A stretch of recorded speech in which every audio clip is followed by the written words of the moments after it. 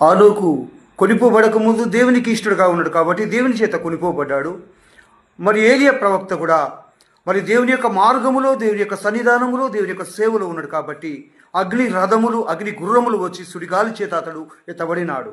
మరి ఈరోజు ఉన్న సంఘము, నువ్వు, నేను, మనము ప్రభువుకు ఇష్టంగా ఉన్నట్లయితే మనము దేవుని చేత మరి మేఘముల మీద కొనిపోబడతాము.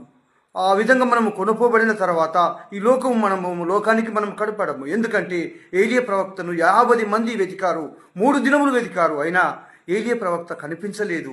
ఎందుకంటే ఏలియా ప్రవక్తను మరి దేవుడు మరి ఆకాశంలోనికి, ఆ మహిమగల లోకంలోనికి తీసుకొని పోయాడు కాబట్టి అతను కనపడలేదు. రోజు ప్రియమైన దేవుని బిడ్డ, మరి దేవుని రాకడలో మనం ఎత్తబడినప్పుడు ఈ లోకానికి క్రైస్తవులు ఎవరు కనపడరు, క్రైస్తవులను వెతికినా దొరకరు. కానీ ఈ లోకానికి శ్రమలు ఉంటాయి, అవి మహాశ్రమలు ఉంటాయి. మధ్యాకాశములో ఆ మహిమగల ఇందులో నువ్వు, నేను, మనము ఉంటాము.